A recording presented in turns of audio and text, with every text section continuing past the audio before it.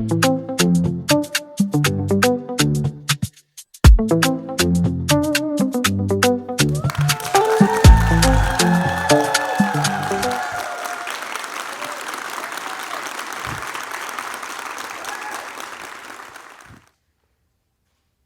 you ever woken up in a dark room, heard machines beeping, and wondered, where am I? Who am I kidding? I knew exactly where I was. I was in the emergency room. I had passed out yet again from burnout. When the doctor came in, he confirmed my suspicions, but this time, I had taken such poor care of myself that I was borderline in need of a blood transfusion.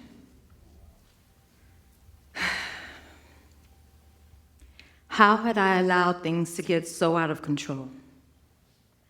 I thought I was doing the right things, but obviously not. Because this was the third time my body succumbed to the effects of burnout. We're busy, having too much on our plates, and prioritizing everything and everyone else, while still seeking success in our careers and trying to build our lives from whatever life throws our way. But burnout isn't about doing too much. It's about carrying the definitions of success that quietly drain us. But that word, success is defined as achieving desired aims in fame, wealth, or social status. Success is your ultimate vision for your future. But how do we achieve it? We often think success comes from pushing harder.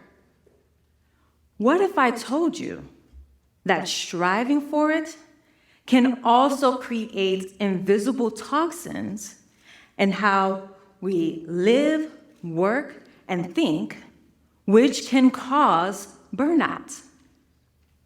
Now, what I call invisible toxins, not medical ones, but the habits, expectations, and mental clutter we normalize as success.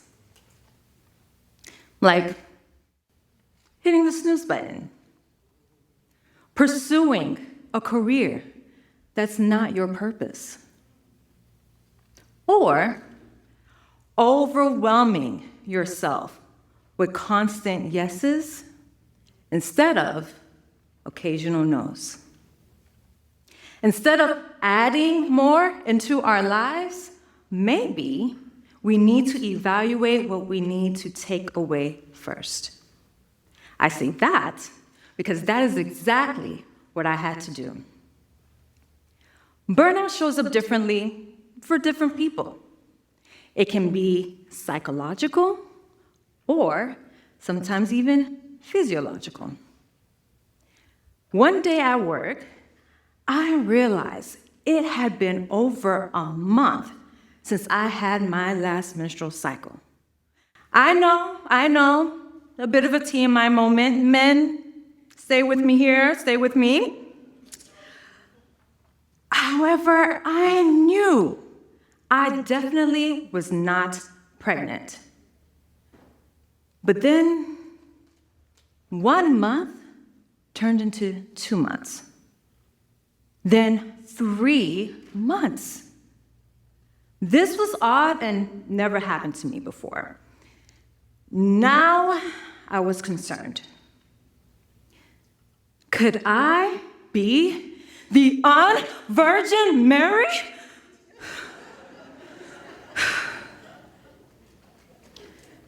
Despite how outlandish it may sound, I decided to take a pregnancy test. Not once, not twice, but 3 times. They all came back negative, negative, negative. Phew! That was the first time I saw how my internal stress was showing up physically. I realized a deeper shift needed to happen. I needed to pay attention to all areas of my life. All are interconnected and can easily affect the other. I learned I needed to focus on eliminating the invisible toxins in all areas to truly take care of myself. This will lead to the success I saw after with the work-life harmony I very much needed.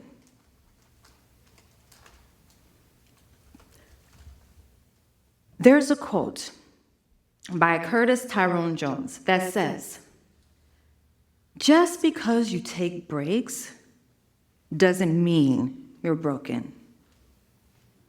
That resonated with me because that is exactly what I needed to do.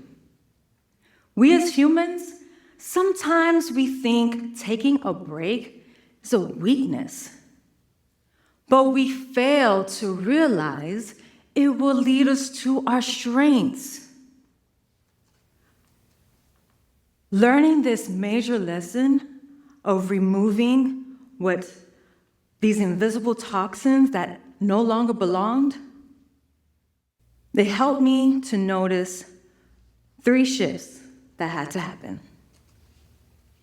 The first was assessment. Ask yourself, what are your invisible toxins? What are the tasks and habits that are not aligned with the vision for who you want to be? Don't hold back. Whether it be negative thoughts or clutter in your physical or digital spaces, make note of all these things and identify those toxins, even the ones that may hurt to let go. The second was removal. Not all at once, but the toxins that are the most unaligned and created the most negative results, remove them. Some you may be able to do with no problem, while others may take more time. We are not perfect, so if we relapse, it's okay. If we spring clean our daily routine, we will continue on the path towards alignment. Third was integration. Integrate new habits that are aligned with your existing good ones. Those are teeny tiny changes or practices that do not overwhelm your schedule. My first change was meditating while waiting for my morning cup of tea. Adding these kinds of things into daily routines made it easier to change without overwhelming myself. Over time, my life became quieter, clearer, and more sustainable. To become this person that I wanted to be, the successful one with my definition of success, I had to learn it the hard way. We as humans, we need to take ownership of how we take and spend our time. Not all in one day, but one day.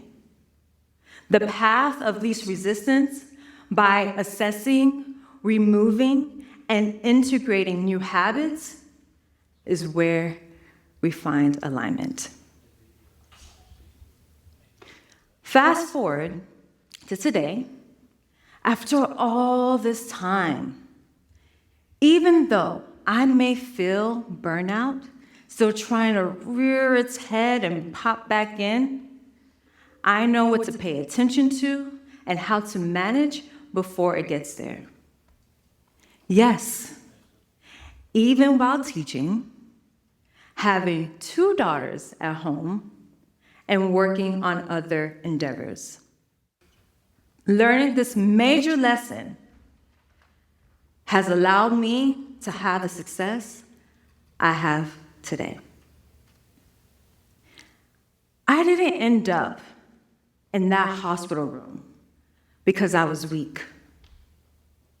I was there because I believed success meant pushing through, no matter the cost. Burnout isn't caused by doing too much. It is caused by carrying the things that were never meant to be carried. We are taught to add more, but the real work isn't adding, it's removing. Because your well-being isn't the finish line, it's the starting point. So before you ask yourself how much more you can handle, maybe the question should be, what are you trying to handle that's actually poisoning your peace?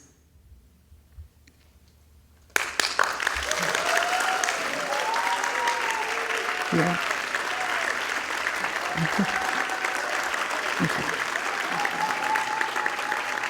Okay.